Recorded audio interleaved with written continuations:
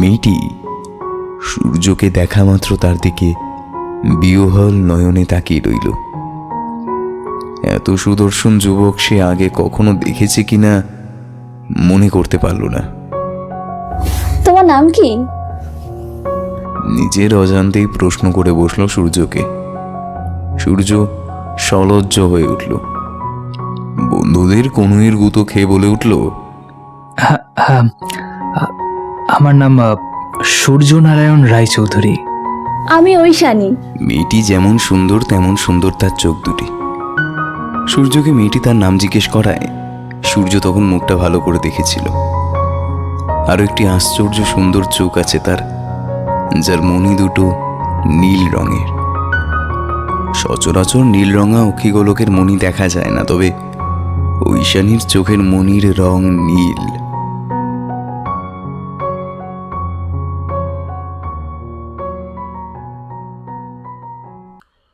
নমস্কার, আমি ভবানীতান্ত্রিক, আর আপনারা শুনছেন গল্পের জন্য। আজকের গল্প পূরবী গড়িয়া রচিত আমারই মানে ভবানীতান্ত্রিকের গল্প 1964 পূরবী গড়িয়া, জন্ম 21শে ডিসেম্বর 1989 সালে কলকাতায়। তিনি সাহিত্যের ছাত্রী। সাহিত্য নিয়ে পড়ার সময় থেকেই সাহিত্যের বিভিন্ন দিকপাল ও প্রথিতযশা সাহিত্যিকদের লেখা পড়ে অনুপ্রাণিত হয়ে লেখালেখির জগতে পদার্পণ। মূলত সামাজিক মাধ্যমে লেখালেখি আরম্ভ করলেও বর্তমানে তার লেখা নানান পত্রপত্রিকায় ও পূজাবার্ষিকীতেও প্রকাশ পেয়েছে। ইতিমধ্যেই তার একক বই বৈকুণ্ঠপুরে জলসাগর পাঠক মহলে বেশ প্রশংসাও পেয়েছে।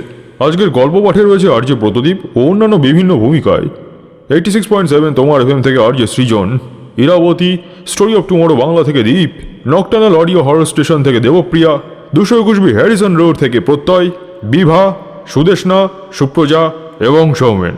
সমস্ত চ্যানেলের লিঙ্ক নিচে ডেসক্রিপশনে দেওয়া থাকলো। তাহলে আর বেশি দেরি না করে তাড়াতাড়ি চলুন শুরু করে ফেলা যাক আজকের গল্প। ও আচ্ছা, একটা কথা বলি শুরু করার আগে। সবার জীবনেই গুরুর খুব প্রয়োজন হয়। তো আমি মানে ভবানীতান্ত্রিকের জীবনেও একজন বিশেষ গুরুর আবির্ভাব ঘটেছিল, তার নাম ছিল ভৈরব। তো আজকে 1964 এই গল্পটি আমার গুরুদেব মানে ভৈরব তান্ত্রিকের জীবনের একটি ঘটনা। তো চলুন আর বেশি দেরি না করে শুরু করে ফেলা যাক আজকের গল্প পূরবী গড়িয়ার লেখা 1964। সময়টা 1965 সাল হবে। পাকিস্তানের সঙ্গে ভারতবর্ষের কাশ্মীর নিয়ে প্রবল যুদ্ধের আরম্ভ হয়। এক টুকরো ভূস্বর্গ নিয়ে দুই দেশের মধ্যে নিরন্তর বিবাদ ও বিতণ্ডা লেগে রয়েছে। সারা ভারতবর্ষে সেই নিয়ে এক প্রবল দুর্বিষহ জীবনযাপন অনবরত ক্ষতবিক্ষত করে চলেছে আমাদের প্রাণের ভারতবর্ষকে। একটা দেশকে প্রায় নড়িয়ে দিয়েছিল এই যুদ্ধ। দেশমাতৃকার বহু সন্তান লড়তে লড়তে প্রাণ হারিয়ে শহীদ হন। প্রতিবারই যখন যুদ্ধ হয় তখন অন্দরে অন্দরে ক্ষরণ হয় দেশমাতৃকার। অনেক বীর যোদ্ধারা হাসতে হাসতে তাদের মূল্যবান প্রাণ ত্যাগ করেন। তবে এই গল্প যুদ্ধের সময়কালে ঘটে যাওয়া অন্যত্র কোনো স্থানের কথা। তখনও কোনো কোনো বড় পরিবারে বাড়ির বাইরে থেকে পড়াশোনা করার রেওয়াজ ছিল। মোটামুটিভাবে জমিদার না বলা গেলেও জমিদারির শেষ অংশটুকু বজায় ছিল তৎকালীন মৌরি গ্রামের জমিদার প্রতাপ নারায়ণ রায়চৌধুরীর। প্রতাপ নারায়ণের 4 ভাই ও তার সমস্ত পরিবারবর্গকে নিয়ে একই বাড়িতে যৌথভাবে বসবাস করতেন। প্রতাপ নারায়ণ ছিলেন বয়সে বড় ও দাম্ভিক, তাই তিনি সর্বময় কর্তৃত্ব করতেন। তার স্ত্রী সূর্যবালার কোনো অস্তিত্বই ছিল না এই সংসারে।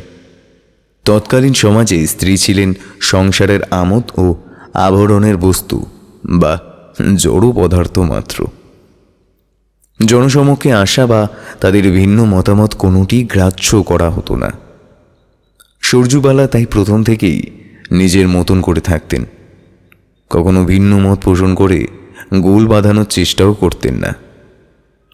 সূর্যবালা যখন বিয়ে হয়ে আসেন রায়চৌধুরী পরিবারে, তখন প্রতাপ নারায়ণের বাকি ভাইরা অনেকটাই ছোট। সূর্য প্রথম তাদের সঙ্গেই বাড়ির উঠোনের দাওয়ায় বসে এক্কা দুক্কা খেলতেন। কিছু বছর অতিক্রম করলে সূর্যবালার কোল আলো করে ফুটফুটে একটি পুত্র সন্তান জন্ম নেয়। সূর্য তাকে আদর করে নাম দেন উমাপতি। পরে প্রতাপ নারায়ণ ছেলের নাম পরিবর্তন করে রাখেন সূর্যনারায়ণ। সূর্য মনে মনে তাকে উমা রূপেই কল্পনা করতেন ও ডাকতেনও। ততদিনে সূর্যর অন্য দেওরেরা বড় হয়েছেন, তাদেরও বিয়ে দিয়ে সূর্য ঘরে যা এনেছেন। কিন্তু সবাই সূর্যকে মাতৃস্থানীয় ভেবে তাকে মায়ের মতো মাথায় তুলে রাখে। বউয়েরা তার যত্ন করে চুলে তেল দিয়ে পরিপাটি করে চুল আশ্রয় বেনি করে দেয়, দক্তা খয়ের দিয়ে সুন্দর করে পান সেজে দেয়।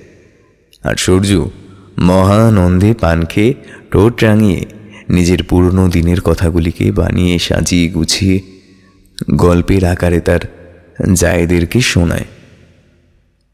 পরন্তু দুপুরে বাড়ির ছাদে রোদের দিকে পিঠ এলিয়ে দিয়ে 4টি পান মুখে পুড়ে দিয়ে গল্প শুরু হয়।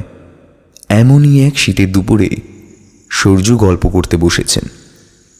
হঠাৎ ভর দুপুরে তার একমাত্র যখের ধন উমা এসে হাজির হয় মায়েদের এই গল্পের আসরে।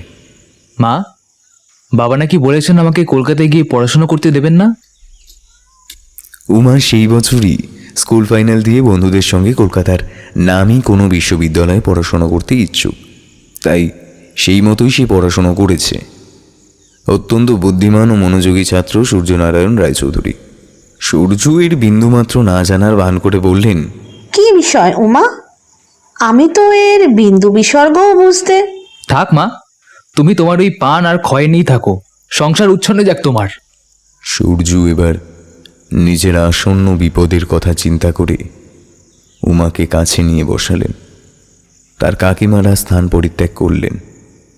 মা ও ছেলের ব্যক্তিগত কথা আছে ভেবে উমা মায়ের সঙ্গে কথা কইলে সে স্থান পরিত্যাগ করাই ভালো নে, চুপটি করে বসতো এখানে। বলে হাতটা ধরে বসালেন সূর্য। তুই পড়াশোনা করতে কলকাতায় যেতে চাস, তাই তো? ঠিক আছে, বেশ তো। তোর বাবা ফিরলে আমি তাকে বুঝিয়ে বলবো খন। এখন আমার শোনার জন্য কিছু রেঁধে দিতে বলি, মুখটা শুকিয়ে গেছে একদম। বলে নিজের আঁচলখানা দিয়ে উমার মুখটা মুছে দেন পরম স্নেহে। উমারও রাগ কিছুক্ষণের জন্য শীতল হয়। প্রতাপ নারায়ণ প্রথম দিকে কিছুতেই রাজি হতে চাইলেন না। বললেন, গ্রামের বাইরে টাউনে অনেক বড় বড় কলেজ রয়েছে, সেখান থেকে পড়াশোনা করা যায় না। একেবারে একেবারে কলকাতায় থেকে পড়াশোনা করতে হবে। সূর্য স্বামীকে অনেক বুঝিয়ে শুনিয়ে রাজি করান। ছেলে বড় হয়েছে, তারও নিজস্ব একটি মতামত আছে, তাকে অবশ্যই গুরুত্ব দিয়ে ভেবে দেখা উচিত। তাছাড়া ছেলে অত্যন্ত মেধাবী, শহরে গিয়ে পড়াশোনা করলে হয়তো অনেক বড় হতে পারবে।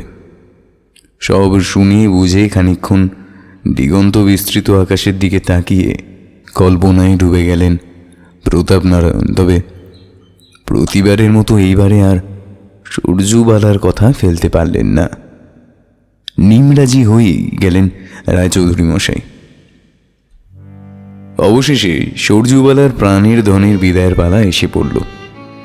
সেই দিন এসেই পড়ল যেদিন সূর্য বুঝতে পারেন যে তার উমার কথা রাখতে গিয়ে উমাকেই কাজছাড়া করতে চলেছেন তিনি। সকাল থেকেই গোছ গাছ করতে করতে অনেকক্ষণ কেঁদেছেন তিনি। মন আর কোনো কাজেই দিতে পারছেন না তিনি। মনের মধ্যে সন্তানকে ছেড়ে থাকবার বিরহ যেন ক্রমেই পাক দিয়ে উঠছে তার মনের অভ্যন্তরে। রায়চৌধুরী মশাই গাড়ি বের করতে বলেছেন। সূর্যনারায়ণ ভীষণ খুশি আজ। সমস্ত বাধা জাল নিয়মানুবর্তিতা বিধিনিষেধের পথ পেরিয়ে আজ সে প্রথম মুক্তির আনন্দে গা ভাসাতে চলেছে। তবে মায়ের জন্য তার মন কেমন করছে। ছেলেকেই ঘরে ঢুকতে দেখি আঁচলে নাক চোখ মুখ মুছে ইচ্ছাকৃত সাজানো হাসি মাখা মুখ করতে চাইলেন সূর্যপাড়া। পারলেন না নিজের মনের অবারিত ঢেউয়ের অশ্রুবিন্দুকে আটকে রাখতে।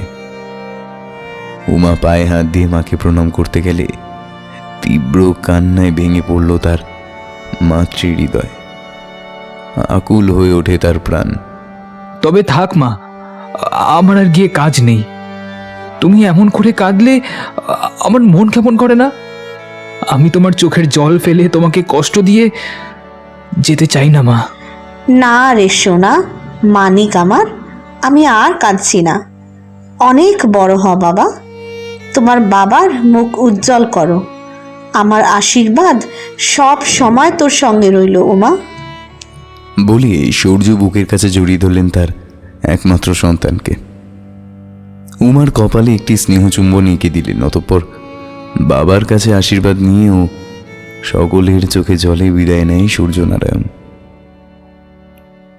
কলকাতায় তার আগে থাকতেই লোক পাঠিয়ে একটি বাড়ি ভাড়া করে রেখেছিলেন রায়চৌধুরী মশাই। বাড়িটি ব্রিটিশদের তৈরি, বিদেশি ধাঁচের আদলে। বিশাল বড় বাড়িটিকে বাংলো বাড়িও বলা চলে। প্রকৃত শহরাঞ্চলে নয়, বরং একটু ভেতরের দিকে বাড়িটি অবস্থিত। চিমচাম আসবাবপত্রে ভর্তি ঘর। এই বাড়ির মালিক অত্যন্ত কম টাকায় এই বাড়িটিকে ব্রিটিশদের কাছ থেকে কিনে ফেলে রেখেছেন। দেশভাগের সময় এরকম সাহেবিকে উঠি অনেক কম টাকায় তৎকালীন মহাজনেরা কিনে রেখেছিলেন। মালিক ভদ্রলোকের আরও গান্ধী বাড়ি কলকাতার বুকে রয়েছে, তাই তিনি প্রধানত এটিকে বসবাসের জন্য নয়, গেস্ট হাউস রূপে ভাড়া দেওয়ার উদ্দেশ্য নিয়েই কিনে রেখেছিলেন। সূর্যর সঙ্গে একজন বহু পুরনো ভৃত্য এসেছেন, নাম বহুলাদা। বাড়ির মালিক বঙ্কুবাবু চাবি দিয়ে গিয়েছেন কিছুক্ষণ আগেই। একটি মেয়েকে ঘরদৌড় ঝাড়পোছ করে রাখতে বলে গেছেন। ভোলাদা গাড়ি থেকে সমস্ত জিনিসপত্র নামিয়ে বাড়ির ভেতর নিয়ে যান। বাড়ির ভেতরে ঢুকতেই একটি নুপুরের ছমছম করা আওয়াজ ভেসে এলো সূর্যর কানে।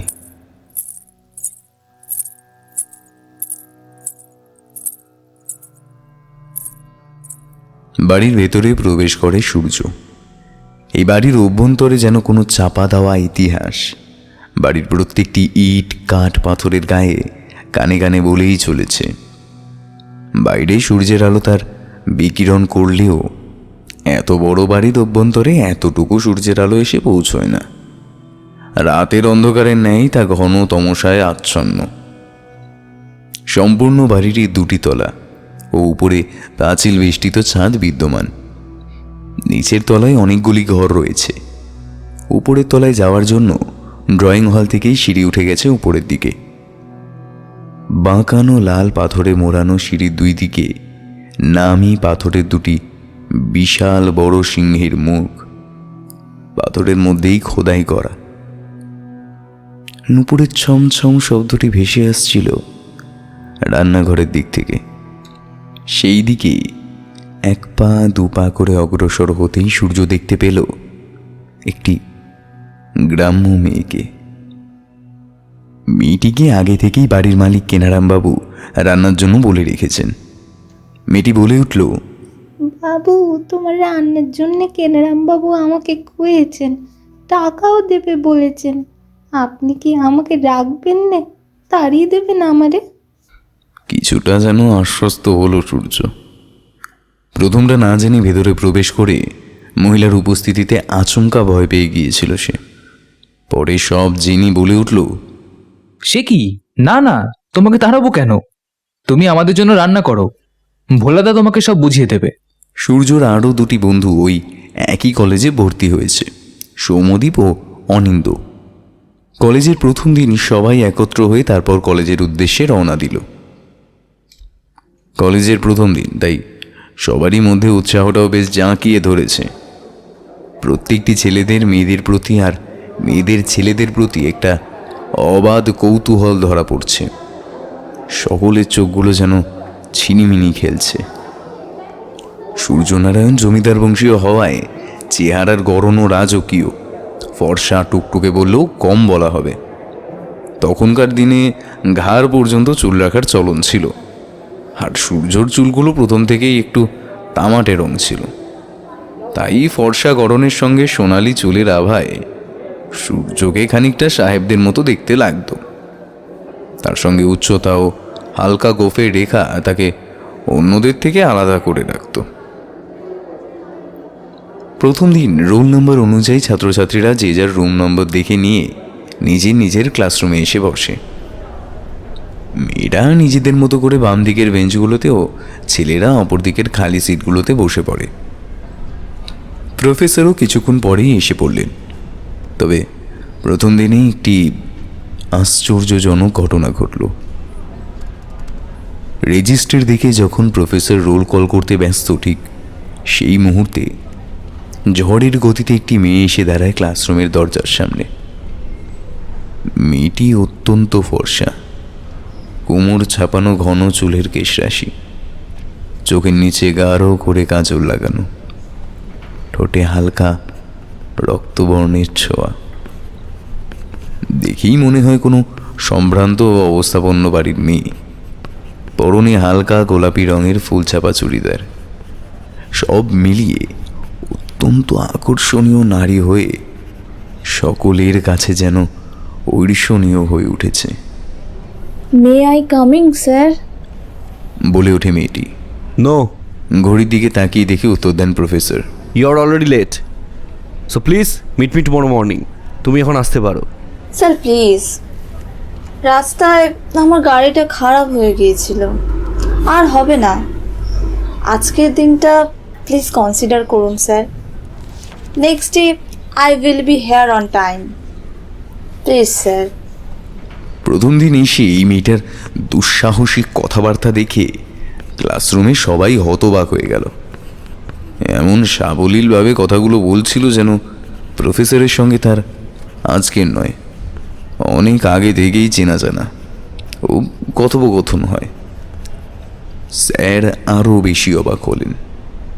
ও প্রথম দিনের কথা মাথায় রেখে কি করবেন বুঝে উঠতে না পেরে হাতের ইশারায় মেয়েটিকে ক্লাসরুমে এসে বসতে বললেন। মেয়েটি ক্লাসরুমে ঢুকেই কোথায় বসবে খুঁজে না পেয়ে একেবারে সূর্যর পাশে এসে ঠেলাঠেলি করে বসে পড়ে। সূর্য সরে আসাতে বাকি বন্ধুরাও ভেতরের দিকে চাপাচাপি করে বসে কোনো মতে। ক্লাসরুমের সবাই সূর্যর ভাগ্য দেখে হিংসে করে। সূর্যর পাশে বসতেই মেয়েটির শরীর থেকে এক অদ্ভুত সুন্দর গন্ধ সূর্যর নাকে এসে ঠেকে। অভূতপূর্ব অনুভূতি হয় যেন তার।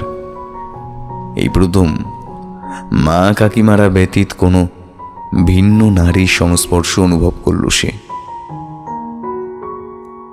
মেয়েটি সূর্যকে দেখা মাত্র তার দিকে বিহ্বল নয়নে তাকিয়ে রইল।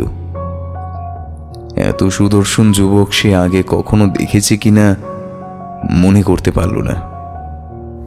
তোমার নাম কি? নিজের অজান্তেই প্রশ্ন করে বসল সূর্যকে। সূর্য সলজ্জ হয়ে উঠল। বন্ধুদের কনুইয়ের গুঁতো খেয়ে বলে উঠল, হ্যাঁ, আমার নাম সূর্যনারায়ণ রায়চৌধুরী। আমি ঐশানী। মেয়েটি যেমন সুন্দর তেমন সুন্দর তার চোখ দুটি। সূর্যকে মেয়েটি তার নাম জিজ্ঞেস করায় সূর্য তখন মুখটা ভালো করে দেখেছিল। আরও একটি আশ্চর্য সুন্দর চোখ আছে তার, যার মণি দুটো নীল রঙের। সচরাচর নীল রঙা অক্ষিগোলকের মণি দেখা যায় না, তবে ঐশানীর চোখের মণির রং নীল। এরপর থেকে প্রায় প্রতিদিনই কলেজে ক্লাসের সময় ঐশানী সূর্যর পাশে এসে বসত। মেয়েটির দিকে বসার জায়গার সারি খালি থাকলেও বসত না সে। সূর্যও কায়দা করে ম্যানেজ করে সৌম্যদীপকে পেছনে বসতে বলে নিজের পাশের জায়গাটা খালি রাখত, যাতে ঐশানী এসে ওখানেই বসে। প্রত্যহ ঐশানীর শরীরের গন্ধ না পেলে সূর্য থাকতে পারত না। পাগলের মতো সেই গন্ধটা খুঁজে বেড়াতো সে। যেদিন ঐশানী কলেজে অনুপস্থিত হতো সেদিন সারা দিনব্যাপী করার মতো কোনো কাজই খুঁজে পেত না সূর্য। এমনই একদিন ঐশানী কলেজে প্রায় 2-3 দিন এক নাগারে কলেজে না আসায় সূর্যর ধৈর্যের বাঁধ ভেঙে গেল। সে মনে মনে অস্থির হয়ে উঠল। তার মনটা যেন পাগল পাড়া হয়ে উঠল ঐশানীর একটুকু দেখা পাওয়ার জন্য।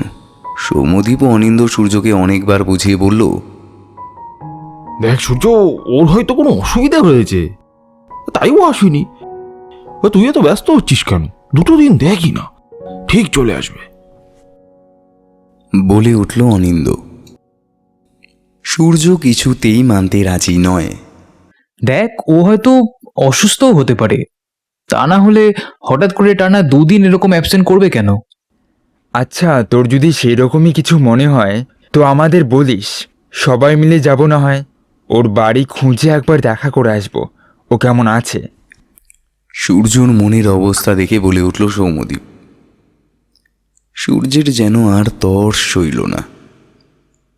কাউকে কিছু না বলেই কলেজের শেষে একাই বেরিয়ে পড়ে ঐশানীদের বাড়ি যাওয়ার উদ্দেশ্যে। মোটামুটি জানতো ঐশানীর বাড়িটা কোন দিকে।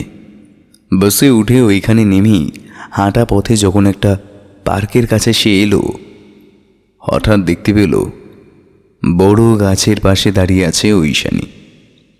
গত দুদিনের বিরতিতে দেখা হওয়ায় সূর্য যেন নিজের আবেগকে ধরে রাখতে পারল না। ঐশানীকে দেখা মাত্র প্রায় চাপটে ধরল। ছাড় সূর্য, ছাড়, ছেড়ে দে আমায়। বলাতে হঠাৎই নিজের মোহভঙ্গ হয় তার।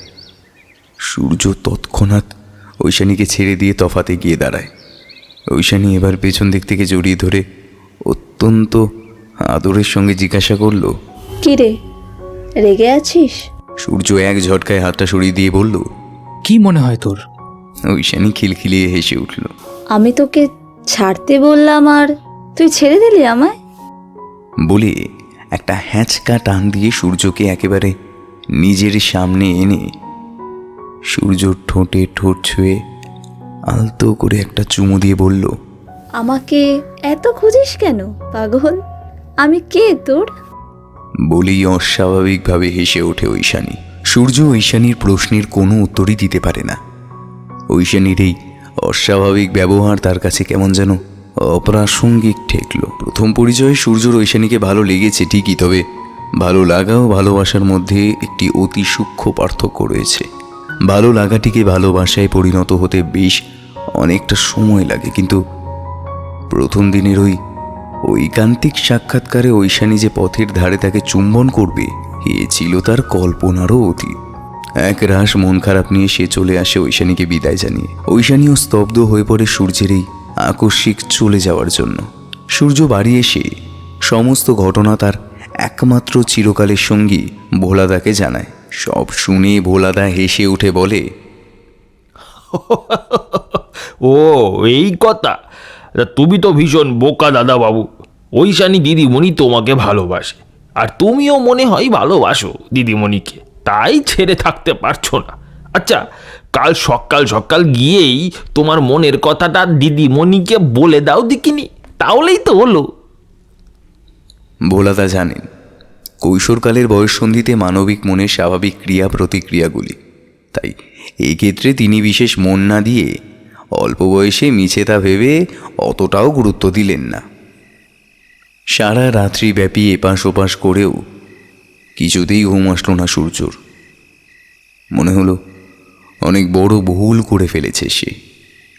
ঐশানীকে আরও একটু বুঝলে মনে হয় ভালো হতো। আচমকা ভয় পেয়ে চলে আসাটা তার উচিত হয়নি। মনে মনে প্রমাদ গুনল সকাল হওয়ার অপেক্ষায়। সকাল হতেই প্রথমেই কলেজ গিয়ে সূর্য দেখল ঐশানী সেদিন কলেজ আসেনি। হুড়মুড়িয়ে ক্লাস থেকে বেরিয়ে যায় সূর্য। সমদীপ ও অনিন্দরও ব্যাপারটা খুব অদ্ভুত ঠেকে। ছেলেটা কি তবে একেবারে পাগল হয়ে গেল নাকি? কলেজ থেকে বেরিয়ে সূর্য সোজা ঐশানীদের বাড়িতে চলে আসে। ঐশানীর বাড়িটা মাঝারি মাপের দোতলা বাড়ি। দরজায় কড়া নাড়লে ওর মা এসে দরজা খোলে। কাউকে কিছু না বলেই সূর্যর চোখ ঐশানীকে খুঁজতে থাকে। কাকে চাই বাবা? ঐশানীর মা বলে ওঠেন, মাসিমা, ঈশানী কোথায়? ওকে আজকে কলেজে দেখলাম না। অত্যন্ত উৎসুক হয়ে কথাগুলো বলে চলে সূর্য, যেন কিছুতেই সে ওইখানে দাঁড়িয়ে অপেক্ষা করতে পারছে না। ও আচ্ছা, ওর তো শরীর ভালো নেই বাবা, শুয়ে আছে বিছানায়। গতকাল রাত থেকেই তো খুব জ্বর এসেছে। তুমি বুঝি ওর কলেজের বন্ধু? ও কোথায়? ওর সঙ্গে একবার দেখা করা যায়? ওকে দেখবে?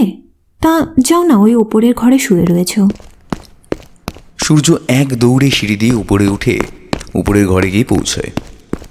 পর্দা সরিয়ে ঘরে ঢুকেই দেখে ঐশানী বিছানায় শুয়ে রয়েছে অচৈতন্য অবস্থায়। ঐশানীর কপালে হাত রেখে দেখে সূর্য প্রচণ্ড জ্বরে কপালটা প্রায় পুড়ে যাচ্ছে তার। সূর্যের হাতের স্পর্শে ঐশানী চৈতন্য ফিরে পায়। চোখ খুলে তাকে দেখতে পেয়েই আঁকড়ে ধরে সূর্যর হাতটা। ঈশানী, তোর এমন অবস্থা কি করে হলো? আমি যে তোকে একটা কথা বলতে এসেছিলাম। থাক সূর্য, আর বলতে হবে না, আমি সব জানি। অত্যন্ত ক্ষীণ কণ্ঠে বলে উঠল ঐশানী। অত্যন্ত উদ্বিগ্ন হয়ে এক নিঃশ্বাসে যেন বলে চলে সূর্য। থাক মানে? তার মানে তুই জানতিস যে আমি তোকে ভালোবাসি? তবে তুই আমাকে বলিসনি কেন? তুই এখানে শুয়ে থাক, আমি মাসিমাকে বলে ডাক্তার ডেকে আনছি। তোকে তো ডাক্তার দেখানো দরকার। কথাগুলো বলতে বলতেই ঐশানীর মা উপরে উঠে এসেছেন। শেষের দিকের কথাগুলো শোনা মাত্র বললেন, ডাক্তার তো দেখে গিয়েছেন বাবা, এই জ্বরটা নাকি ঘরে ঘরে হচ্ছে, তাই ওষুধ দিয়ে গেছেন, আর যদি ওষুধে না কমে তাহলে কয়েকটা টেস্ট করাতে বলেছেন।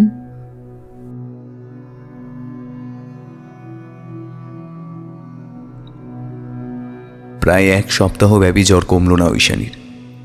প্রায় প্রত্যেক দিনই কলেজ ছেড়ে সূর্য ঐশানীর বাড়ি হয়ে তারপর বাংলোতে ফিরে আসত। এর মধ্যে সৌম্যদীপ, অনিন্দ ও কলেজের আরও কয়েকজন বন্ধু এসে ঐশানীকে দেখে গেছে। শনিবার কলেজে হাফ ডে ছিল। ঐশানীর বাড়িতে প্রায় দুপুরই চলে এলো সূর্য। এই কয়েকদিনে ঐশানীর মাও বুঝতে পেরেছেন ওদের মধ্যে একটা ভালোবাসার সম্পর্ক আছে, তাই বিশেষ কিছু না বলেই করুণ মুখ করে দরজাটা খুলে দিয়েই চলে গেলেন নিজের ঘরে। সূর্য ওপরে ঐশানীর ঘরে ঢুকতে যেন চমকে উঠল। ঐশানীর দেহখানা প্রায় যেন বিছানার সঙ্গে মিশে গিয়েছে।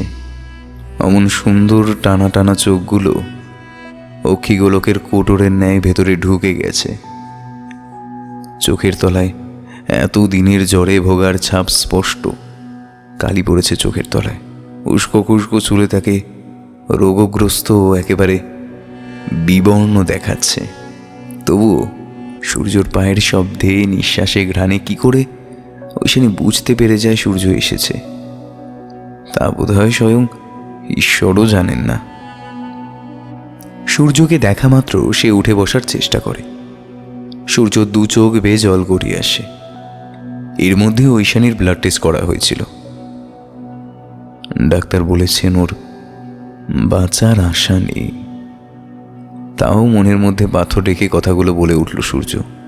শুয়ে থাক, উঠিস না একদম, বিশ্রাম নে, দেখবি একদম ঠিক হয়ে যাবি। ঐশানী মুখটা অন্যদিকে ঘুরিয়ে বলল, আমি জানি আমি আর ভালো হব না,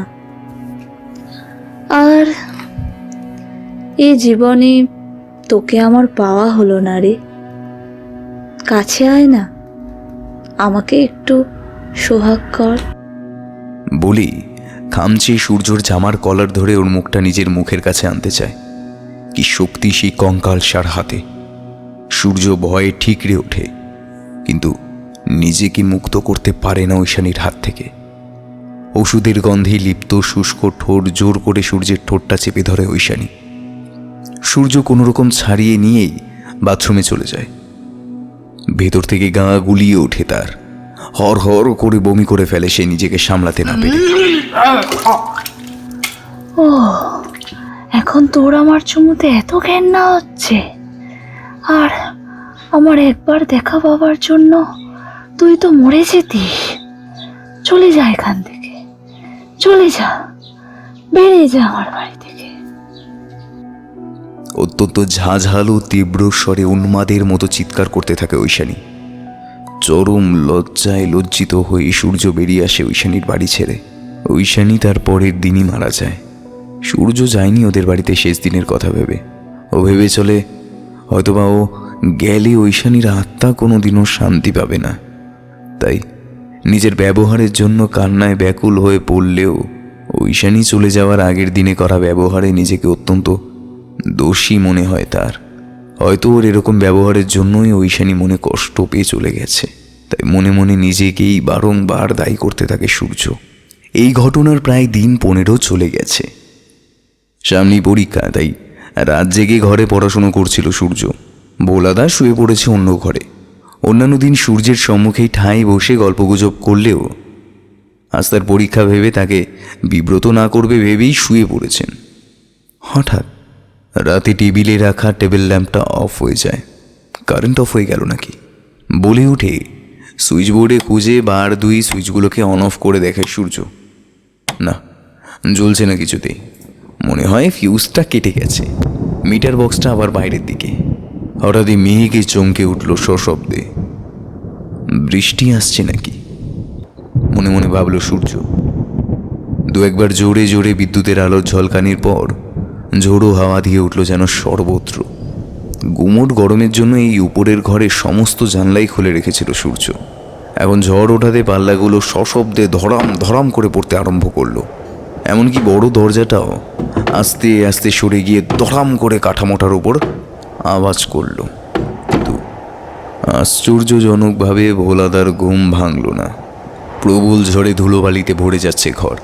হাওয়ার সঙ্গে পাল্লা দিয়ে জানলাগুলো বন্ধ করার প্রচেষ্টা করলো সূর্য, কিছুতেই বন্ধ হতে চাইছে না। অবশেষে কোনো রকমে বন্ধ করতে পারল সে। ঘুটঘুটে অন্ধকারে হাতড়ে নিজের বিছানা খুঁজে শুয়ে পড়ল সূর্য। এখন আর বিশেষ কিছু করার নেই শুয়ে পড়া ছাড়া। বাইরে যেভাবে ঝড় বৃষ্টি উঠেছে তাতে এত রাতে ফিউজ ঠিক করা সম্ভবই না। হঠাৎ কেমন একটা পোড়া পোড়া গন্ধ এসে ঠেকলো তার নাকে। চোখ খুলে দেখল সে নিচের ড্রয়িং রুমের সিঁড়ির কাছে দাঁড়িয়ে আছে। কুৎসিত এক স্যাঁতস্যাঁতে জমাট বাঁধা অন্ধকারের সৃষ্টি হয়েছে। চারিদিকে ওষুধ ছড়ানো, টিমটিম করে একটা বাল্বের আলো জ্বলছে। পচা গলা মৃতদেহের মতো একটা বিশ্রী গন্ধ নাকে এসে ঠেকছে তার। হঠাৎই চমকে উঠল সেই জমাট বাঁধা অন্ধকারের দিকে তাকিয়ে। এক ঝলসানো মৃতদেহ যেন তার দক্ষিণ হস্ত সামনের দিকে এগিয়ে তাকে কাছে ডাকছে। সেই হাতটি অদ্যপান্ত পোড়া কালো রঙের হাত। হাতকে উঠে হতবাক হয়ে গেল সূর্য। সে তো ঘুমোচ্ছিল নিজের বিছানায়, এখানে সে এলো কি করে? অসহায় লাগছে সূর্যর। তীব্র আর্তনাদ করে বিছানায় উঠে বসে সূর্য। সর্বশরীর ঘামে ভিজে গেছে তার। সে কি তবে স্বপ্ন দেখছিল? এমন ভয়ানক স্বপ্ন তো আগে কখনো দেখেনি সে। হঠাৎ বিদ্যুতের আলোর ঝলকানির আলো যেন বারান্দা দিয়ে ঘরের মধ্যে প্রবেশ করে। সেই আলোতে কাকে যেন নিজের বিছানার পাশে বসে থাকতে দেখে সূর্য। মেরুদণ্ড বেয়ে ঠান্ডা হিম শীতল একটা স্রোত বয়ে যায়। তীব্র ভয়ে তার হাত পা পাথরের মতো শক্ত হয়ে যায়। বরফের মতো ঠান্ডা হয়ে গেছে মনে হচ্ছে তার হাত। এক তিল নড়াতে পারে না নিজেকে। চিৎকার করার ক্ষমতাটাও যেন চলে গেছে তার। গলা থেকে এতটুকু শব্দটাও সে চেষ্টা করে বের করতে পারল না। আবার চমকে উঠল বিদ্যুৎ। তাতে সে দেখতে পেল ঝাঁকড়া চুলের গোছা পিঠ পেরিয়ে কোমর পর্যন্ত নেমে গেছে। মুখের একদিক ঢাকা ওই ঝাঁকড়া কোকড়ানো চুলের আস্তরণ দিয়ে। অপর দিকের মুখাবয়ব সম্পূর্ণ পুড়ে যাওয়া এক বিভৎস মুখ হতে একটা ফ্যাকাশে চোখের নীল রঙের মণি ঝলঝল করে উঠেছে যেন। কি ভেবেছিলি সূর্য? তুই আমাকে তৃপ্ত না করে দূরে সরে থাকবি? ভয়ঙ্কর এক তীব্র দ্বৈত স্বরে বলে উঠল সেই প্রেতাত্মা। ভয়ে সূর্যর প্রায় জ্ঞান হারিয়ে যাওয়ার উপক্রম। প্রেতাত্মা বলে চলল তার আর হিম করা কণ্ঠস্বরে, তোর ভালোবাসা আমায় মরেও সুখ দেয়নি রে সূর্য। তোকে তো আমার নিজের করে পাওয়াই হলো না, মিশে যেতে পারলাম না তো তোর মধ্যে। তাই তো মৃত্যুর পর সেই আকাঙ্ক্ষা আরো বেড়ে উঠেছে রে। তোকে নিজের করে নিতে এলাম, একেবারে নিজের। বলি আষ্টে পৃষ্ঠে জড়িয়ে ধরে সূর্যকে। সূর্য কিছু করার ক্ষমতা হারিয়েছে। তার সঙ্গে অবিশ্বাস্য কিছু ঘটে চলেছে, কিন্তু কিছু ভাবনার বা চিন্তার কোনো অবকাশই নেই যেন। পাগলের মতো সেই অবাঞ্ছিত অশরীরী সূর্যর কাছে একই কথা প্রায় 12 বলেছে। তোকে আমি নিজের করে পাবো। তোর শরীরের গন্ধ যে আমার, সে আমি কাউকে দেব না। বলার সঙ্গে সঙ্গে আরও ঘনিষ্ঠ হয়ে এসেছে। সূর্য নাকের কাছে এক বিশ্রী মানুষের মৃতদেহ পচা পোড়া একটা গন্ধ এগিয়ে আসছে, এবং সেই সঙ্গে ওষুধের সেই তীব্র ঝাঁঝালো গন্ধে যেন দম বন্ধ হয়ে আসছে তার। আস্তে আস্তে বুঝতে পারল সূর্য যে ঘাড়ে পিঠের কাছে পচা গন্ধটা বেশি পাওয়া যাচ্ছে। ঝাঁকড়া চুলে যে এসেছে সে এখন তার পিঠকে বরফ শীতল হাত দিয়ে খামচে ধরে ঘাড়ের কাছে মুখটা ঘষছে। ভয়ে আতঙ্কে সূর্যের হৃৎপিণ্ডটা যেন বন্ধ হয়ে আসছে। তীব্র আকাঙ্ক্ষায় অশরীরী যেন সূর্যের বুক পিঠে আঁচড়ে কামড়ে তাকে বিপর্যস্ত ক্ষতবিক্ষত করে তুলছে। একটু পর বড় ময়াল সাপের মতো সূর্যকে আষ্টে পৃষ্ঠে ঐশানীর আত্মা জড়িয়ে ধরে শুয়ে থাকে। সূর্য তার চোখের দিকে দেখতে পারে না। নীল মণি দুটো যেন তাকে ধূলিসাৎ করে দেবে, এতটাই অদম্য উত্তেজনা ওই বিষ চোখ দুটি ঘিরে। কিংশংস বিভৎস সেই মুখ সূর্যকে ভোগ করে অশরীরী তার শরীরী মায়াজালে। কোনো বাধা দেওয়ার মতন কোনো অবকাশই পায় না সূর্য। পাথরের ন্যায় নিজের শরীরটাকে ভোগের শরীর ছাড়া আর কিচ্ছু মনে হয় না তার। সকালবেলা সূর্য নিজেকে নিজের ঘরের বেডরুমেই আবিষ্কার করে। যদিও রাত্রিবেলা সে পড়তে বসেছিল স্টাডি রুমে, পরনের জামা কাপড়ও বিবস্ত্র হয়ে রয়েছে। নিজেকে দেখে লজ্জা করল তার। ঘেন্নায় অপমানে জর্জরিত হয়ে পড়ল সূর্য। এ কি হচ্ছে তার সঙ্গে? তবে কি রাতের দেখা স্বপ্নটা স্বপ্ন নয়, সবটা সত্যি? যদিও সত্যিও হয়, তবে কাকে বলবে তার এই দুর্দশার কথা? কে বিশ্বাস করবে তাকে? গলা ছেড়ে জোরে জোরে কাঁদবে সে, কিন্তু কাঁদলে তো ভোলাদা শুনতে পাবে, আর ভয় পেয়েছে জানলে তাকে এখান থেকে চলে যেতে হবে। আর কলেজের পরীক্ষা তো সামনেই। এতদিন কষ্ট করে পরিশেষে যদি পরীক্ষাটাই না দেওয়া হয়, তাহলে তো বাবার অসম্মান করা হবে, এবং নিজেকে দেওয়া প্রতিজ্ঞাও সে রাখতে পারবে না কোনো মতে। বাবা তো প্রথমেই বারণ করেছিলেন বাড়ি ছেড়ে অন্যত্র পড়াশোনা করতে। নানা রকমের অদ্ভুত ভাবনা চিন্তা মাথায় ঘুরপাক করতে লাগলো সূর্যর। ভোলাদা হঠাৎ চা নিয়ে এসে থমকে দাঁড়ালো দরজার সামনে। সূর্যকে দেখা মাত্র সে আর্তনাদ করে উঠল যেন। হাতে করে আনা চায়ের ট্রেটা হাত থেকে গেল মেঝের উপর পড়ে। কি দাদা বাবু, তোমার এই কি অবস্থা? কেন, কি হয়েছে ভোলাদা? আতঙ্কিত হয়ে জিজ্ঞাসা করে ওঠে সূর্য। তোমার বুকের ওপর অত বড় বড় চেরা চেরা দাগ কেন? বাড়িতে কি ডাকাত পড়েছিল? ছুরি মেরেছে তোমার বুকে? ও দাদা বাবু, কি মরণের ঘুম আমার! রক্ত পড়ছে যে তোমার মুখ থেকে। এতক্ষণ নিজের পড়াশোনা ও তার সঙ্গে আচমকা ঘটে যাওয়া ঘটনাসমূহের বিচিত্রতার জন্য সূর্য খেয়ালই করেনি তার নিজের বেদনাটা। ভোলাদা বলার সঙ্গে সঙ্গে নিজের শরীরে হাত দিয়ে দেখল সূর্য বুকের আঁচড় হতে রক্ত গড়িয়ে পড়ে বিছানা কিছুটা ভিজে গেছে। নিজেই লজ্জিত হয়ে কি করবে বুঝে উঠতে না পেরে উঠে দাঁড়াতে গিয়েই মাথাটা ঘুরে যায় তার। ধক করে উঠতে গেল সে। ভোলাদা দৌড়ে এসে ধরল তাকে। তারস্বরে চিৎকার করে নন্দাকে ডাকলো সে।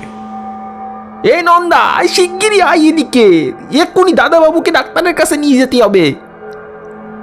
অনিন্দ ও সৌম্যদীপকে ভোলাদা খবর দেয়। ওরা এসে সবাই মিলে নার্সিংহোমে নিয়ে যায় তাকে। নার্সিংহোমের ডাক্তার ক্ষতস্থানের চিকিৎসা করে ব্যান্ডেজ করে দেন। কোনো রকমে বাড়ি নিয়ে আসে তারা সকলে সূর্যকে। সেদিন রাতে ও তার পরের দিন কোনো কিছুই ঘটে না। তৃতীয় দিন রাতের বেলা আবার সূর্য ঘুমের মধ্যে নিজেকে চিলেকোঠার ঘরে আবিষ্কার করে। ওই বাংলো বাড়িটির চিলেকোঠায় একটা পরিত্যক্ত ঘর, বা বলা যেতে পারে গুদাম ঘর ছিল। সেই ঘরের মেঝেতে পা ছড়িয়ে বসে আছে দেখতে পায় সূর্য। হঠাৎ দরজাটা খুলে যায়। চারিদিকে ঘুটঘুটে অন্ধকার। অমাবস্যা বোধ হয়। একটু পরেই সেই পচা গলা ওষুধের গন্ধ, পোড়া গন্ধ সূর্যর নাকে এসে লাগে। সঙ্গে সঙ্গে ঘাড় ঘুরিয়ে দেখতে পায় পাশে ঐশানীর মৃতদেহ। সেই শেষ দিনের পোশাক পরে শুয়ে আছে। সেই দিকে তাকাতেই ঘাড়ের কাছে ঠান্ডা নিঃশ্বাস জানান দেয় তার প্রেতাত্মার উপস্থিতি। সূর্য চিৎকার করতে যাবে এমন সময় কঙ্কালসার হাড়গুলো দিয়ে চেপে ধরে সূর্যর মুখটা। এ কি সূর্য, তোর আমার মধ্যে তো কোনো তফাৎ থাকার কথা নয়। আয়, ভরিয়ে দে আমায়, তৃপ্ত কর আমায়। তোর জীবন, তোর যৌবন শুধুই আমার, তোকে আমি কারোর সঙ্গে ভাগ করতে পারবো না। এ কি, পিছিয়ে যাচ্ছিস কেন?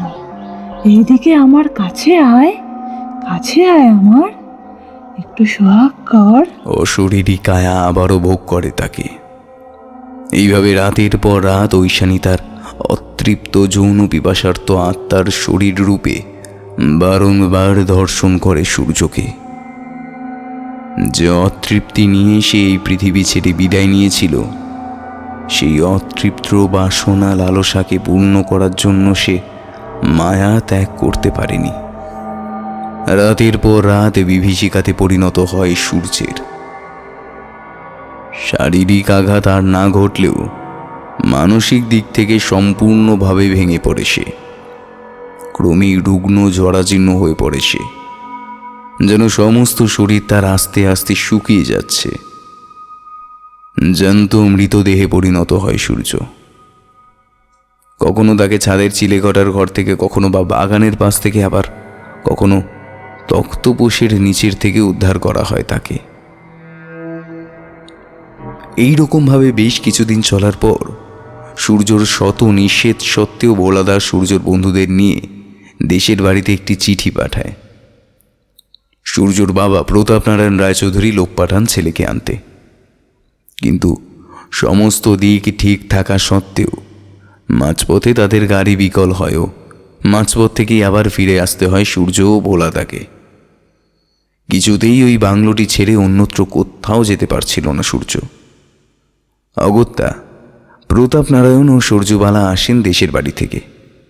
একমাত্র নয়নের মণি উমার এইরকম রুগ্ন দেহ দেখে হাপুস নয়নে কেঁদে ওঠেন সূর্যবালা।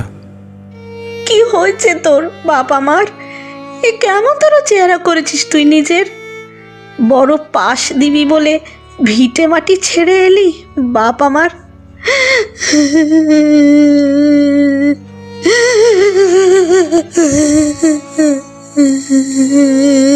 বুকে জড়িয়ে ধরে চোখের জল ফেলেন সূর্যবালা। মায়ের চোখের জল দেখে সূর্য অন্তরে ফুপিয়ে কেঁদে উঠলেও মুখে কিছুই বলতে পারে না সে। শুধু নির্বাক চোখে ফ্যাল ফ্যাল করে তাকিয়ে থাকে মায়ের মুখের দিকে। প্রতাপনারায়ণ বলে ওঠেন, ছেলের বিয়ে দিয়ে দাও শ্বশু, বয়স তো কম হলো না। এই পড়া পড়া করে বিদেশ বিভুয়ে একলা পড়ে থেকে বংশের আত্মমর্যাদাকে একেবারে ভুলুণ্ঠিত করছে কুলাঙ্গার। আশ্চর্য হয়ে গেলেন সূর্য। ওই একরত্তি ছেলেটার সম্পর্কে কি ইঙ্গিত করতে চাইছেন মানুষটা? সারাটা জীবনব্যাপী যে ছেলেটা শুধু পড়াশোনাকেই ধ্যান জ্ঞান করলো, তাকেই এরকম কটূক্তি করা কি সাজে? যাই হয়ে থাকুক না কেন, ডাক্তার দেখানোর পাশাপাশি ছেলের বিয়ের জন্য পাত্রীও নির্বাচন করতে লাগলেন প্রতাপনারায়ণ। অবশেষে প্রতীক্ষার অবসান ঘটিয়ে অনেক খোঁজখবর ঘটক ডেকে একটা পাত্রী পছন্দ হলো প্রতাপনারায়ণের। বীরপুর গ্রামের বামুনের ঘরের একমাত্র মেয়ে কাদম্বিনী। এখন তেমন একটা যজমান পাওয়া যায় না বলে কাদম্বিনীর বাপ রমণীমোহন চাটুর্যের মেয়ে বিয়ে দিতে পারেননি। চাটুর্যেদের অবস্থা একসময় খুবই ভালো ছিল, কিন্তু এখন একেবারেই দৈন্য দশা হয়ে পড়েছে। প্রতাপনারায়ণ নিজেই পাত্রী দেখে মনস্থ করেছেন ছেলেকে তিনি কাদম্বিনীর হাতেই তুলে দেবেন। এমনিতেই কলকাতা শহর অচেনা, তদুপরে ছেলের নামে কানাঘুষো তিনি সইতে পারছেন না। তাই কানাঘুষো কান দিয়ে এমনিতেই অনেকে বিয়ে ভেঙে দিচ্ছে। তবু রমণীমোহনের অবস্থা অন্যদের মতো নয়, তাই মেয়েকে রাজি করানো ছাড়া কোনো উপায় ছিল না তার। কোনো রকম দান সামগ্রী ছাড়াই বয়স 17 মেয়েকে ঘরে তুলতে রাজি হয়েছেন রায়চৌধুরী মশাই। কত বড় সৌভাগ্যের বিষয় রমণীমোহনের। শুভ দিনক্ষণ দেখে বিবাহের কাজও সম্পন্ন হয়ে গেল ওই বাংলো বাড়িতে। অনেক আত্মীয় স্বজনের নিমন্ত্রণ ছিল রায়চৌধুরী বংশের প্রদীপ সূর্যনারায়ণের বিবাহ অনুষ্ঠানে। সূর্যনারায়ণের বাবা মা ও কাকা কাকিমারা সবাই ওদের মঙ্গল কামনা করে আশীর্বাদ করলেন। বিয়ের আসরে নিজের রুগ্ন করুণ বটটিকে দেখে বুকের মধ্যে ধক করে উঠল কাদম্বিনীর হৃদয়। কেন তা সে নিজেও জানে না। এই ঘণ্টাখানেকও হয়নি, তার মধ্যেই যাকে কোনোদিনও এর আগে সে চোখেই দেখেনি, তাকে নিয়ে সে চিন্তিত হচ্ছে কেন? বিয়ের পর্ব চলাকালীন ও সূর্যনারায়ণকে দেখে তার মনে হয়েছে তার নতুন বরটি যেন এখানে নেই, অন্য কোনো গ্রহের বাসিন্দা। বিয়ের রাতে বাসর ঘরে কাদম্বিনী কিছুক্ষণের জন্য ঘুমিয়ে পড়ে। হঠাৎ উঠে দেখে পাশে সূর্য নেই। কাউকে না বলেই সে উঠে গিয়ে এদিক ওদিক খুঁজতে থাকে সূর্যকে। হঠাৎ একটা দমকা বাতাস এসে তাকে আচমকা ফেলে দেয় মাটিতে পড়ে গিয়ে নাক থেকে রক্ত বেরিয়ে আসে। ও অজ্ঞান হয়ে পড়ে কাদম্বিনী। জ্ঞান ফিরে আসলে তাকে দেখতে পাওয়া যায় তার শোয়ার ঘরের বিছানায় শুয়ে আছে কাদম্বিনী। বিছানার পাশে সবাই দাঁড়িয়ে আছে অধীর উৎসুক হয়ে। জ্ঞান ফিরলে শাশুড়ি মা মাথায় হাত বুলিয়ে বলেন, কি হয়েছে মা? তোমার কি মাথা ঘুরছিল? ওইভাবে পড়ে গেলে কেন? শাশুড়ি মায়ের কথা শুনে ধরফর করে উঠে বসতে যাচ্ছিল কাদম্বিনী। অত্যন্ত উদ্বেগের সঙ্গে সে জিজ্ঞাসা করে ওঠে, মা উনি উনি কোথায় মা? কে মা? উমা? ওই তো দরজার বাইরেই দাঁড়িয়ে আছে, ডাকবো? না না, থাক থাক তাহলে। এই তো আমি মা। বলে সূর্য দরজার চৌকাঠ পেরিয়ে ঘরের ভেতরে প্রবেশ করে। কাদম্বিনী কোনো রকমে উঠে বসে মাথার আঁচলটা টেনে নেয়। আসলে রাতের বেলায় ওনাকে দেখতে পেলাম না তো, তাই ভাবলাম উনি কোথায় গেছেন। কই না তো, আমি তো কোথাও যাইনি, ওখানেই তো ছিলাম। সেদিন রাত্রে আর বিশেষ কিছু না ঘটলেও সেটি ছিল ঝড়ের পূর্বে নীরবতা মাত্র। বৌভাতের দিন রাতে সমস্ত নিয়ম মানার পরে ফুলশয্যার জন্য পালঙ্ক সাজিয়ে রাখা হয়েছে। বড়বধূ সেখানে নিশি যাপন করবে। সূর্য সারাদিন ব্যাপী উসকুস করেছে কি করে তার মনের গ্লানি সবটা কাদম্বিনীকে বলবে। সে কি মেনে নেবে? তাছাড়া কি করে এই লজ্জার কথা মুখ ফুটে বলবে? সে কি বিশ্বাস করবে তাকে, নাকি তাকে চরিত্রহীন ভাববে? উফ, আর ভাবতে পারছে না সূর্য। মনে মনে স্থির করলো ঠকিয়েছে ভাবুক, আর যাই ভাবুক না কেন কাদম্বিনীকে সে সব কথা খুলে বলবেই। কোনো রকম মিথ্যার ভিত্তিতে সুখে রাজপ্রসাদ গড়তে চায় না সে। হঠাৎ চারিদিকে চিৎকার চেঁচামেচি শুরু হয়। আচমকা এরকম চিৎকার শুনে সিঁড়ির ঘর থেকে দৌড়ে উপরের ঘরে আসতে গিয়ে সূর্য দেখে তার ঘরটিতে যেখানে ফুলশয্যার বিছানা সাজানো হয়েছে সেই ঘরটি থেকে দাউ দাউ করে আগুনের লেলিহান শিখা চলে উঠেছে। সমস্ত আত্মীয়বর্তী বাড়িতে সবাই আতঙ্কে ছুটছে সেই ঘরের দিকে। প্রতাপনারায়ণ ড্রয়িং রুম থেকে ছুটে এসে বললেন, কি হচ্ছে কি এসব? এ বাড়িতে কি আরম্ভ হয়েছে? উমা চাও, বৌমাকে বাঁচাও। সে কি ওই ঘরে ছিল নাকি? হঠাৎ করে বাবার মুখে উমা নামটা শুনে কিছুটা অবাক লাগলেও নিজের ঘরের দিকে দৌড়ায় সূর্য। মেজো কাকিমণি, সেজো কাকা, ছোটন, মামি মামিরা সবাই বালতি বালতি জল ঢালতে থাকেন দরজা থেকে ভেতরের দিকে। সূর্য আগুনের মধ্যে প্রবেশ করে কোনো রকমে পাজাকোলা করে কাদম্বিনীকে উদ্ধার করে বাইরে নিয়ে আসে। কাদম্বিনী তখন জ্ঞান হারিয়েছে। ফুলশয্যার সাজ, পরনের কাপড় অর্ধেক পুড়ে জলে ভিজে শরীরের সঙ্গে মিশে গেছে।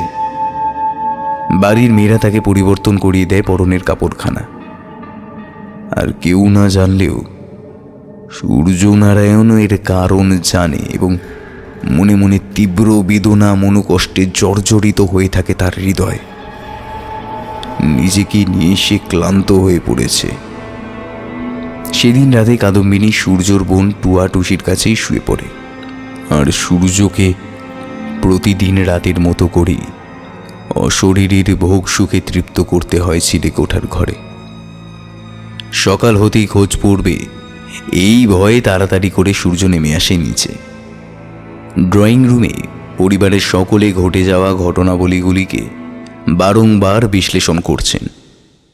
শুধু শুধু কাদম্বিনীকে এইসবের জন্য দায়ী করা হবে ভেবে সূর্য বলে উঠল, আমি হয়তো কাল রাতে ভুল করে মশার ধূপটা জ্বালিয়ে চলে এসেছিলাম, আমার একদমই খেয়াল নেই। সবাই অবাক হয়ে যায়। প্রতাপনারায়ণ বলে ওঠেন, কোনো কাজ যদি ঠিক মতো করতে না পারো তো সেই কাজে যাও কেন? কি অঘটন ঘটতে যাচ্ছিল তার কোনো ধারণা আছে তোমার?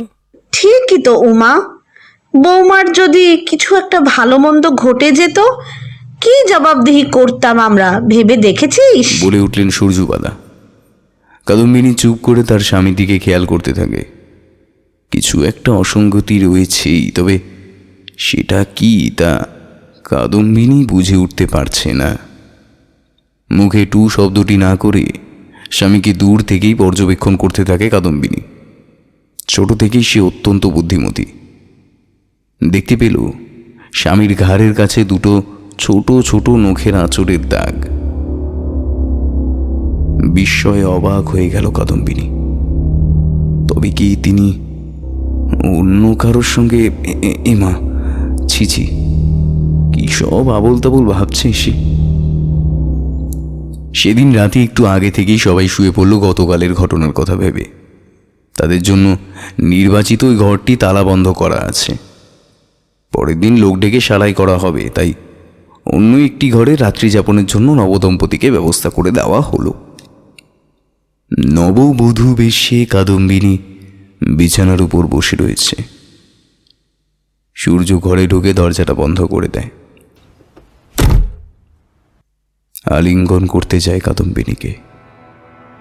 কাদম্বিনী দরজার দিকে তাকিয়ে দেখে একটা অত্যন্ত নীল আলোর জ্যোতিষপূর্ণ কাচের দরজা ভেদ করে যেন তাদেরকেই দেখছে। অদ্ভুত সেই নীল আলো যেন দরজা ভেদ করে এক্ষুনি ভেতরে এসে পড়বে। নীল আলোর শক্তি সত্যি প্রবল হয়ে উঠল। দরজাটা বিকট শব্দে ভেঙে চুরমার হয়ে গেল। যা দেখতে পেল কাদম্বিনী তাতে সে তার জ্ঞান হারালো। সবাই মিলে দৌড়ে এলো। কি হয়েছে কিছুই কেউ বুঝে উঠতে পারল না। পরপর অস্বাভাবিক ঘটনাবলীগুলো ঘটে চলেছে এই বাংলো বাড়িটিকে ঘিরে। পরের দিন আত্মীয় স্বজনেরা একে একে বিদায় নিলেন। প্রতাপ নারায়ণ চিন্তিত ও বিমর্ষ হয়ে বসে রইলেন বাইরের বারান্দার আরাম কেদারায়। কাদম্বিনীর জ্ঞান ফিরে এলে সকালবেলা সবার সম্মুখেই স্বামীকে একান্তে ডেকে আনার ব্যবস্থা করে। সূর্যও একটু পরে কাদম্বিনীর কাছে গিয়ে উপস্থিত হয়। আপনি কি আমার সঙ্গে বিবাহের পূর্বে অন্য কোনো মেয়ের প্রতি আসক্ত ছিলেন? সত্যি করে বলবেন, আমার কাছে কিচ্ছু লুকাবেন না। যদি কিছু লুকান তাহলে আপনার আর আমাদের সকলের পরিবারের সাথে কিছু না কিছু একটা খারাপ ঘটে যাবে এই কদিনের মধ্যে। তাই দয়া করে কিচ্ছু লুকাবেন না, সব বলে ফেলুন আমায়। সূর্য একেবারে ভেঙে পড়ে। সামনে থাকা চেয়ারটার উপর ধপ করে বসে পড়ে সে। বলে ওঠে, আমিও বলতে চেয়েছি তোমাকে কাদম্বিনী, কিন্তু পারিনি। বারবার বলতে চেয়েছি তোমাকে, কিন্তু এখানে নয়। আমার বিশ্বাস এখানে তোমাকে সবটা আমি এই বাড়িতে বসে বলতে পারবো না। আমার সঙ্গে একটু বাইরে যেতে হবে। কাদম্বিনী শাশুড়ি মাকে বললে উনি বলেন, অবশ্যই যাও মা, আমার তোমার প্রতি সম্পূর্ণ ভরসা আছে।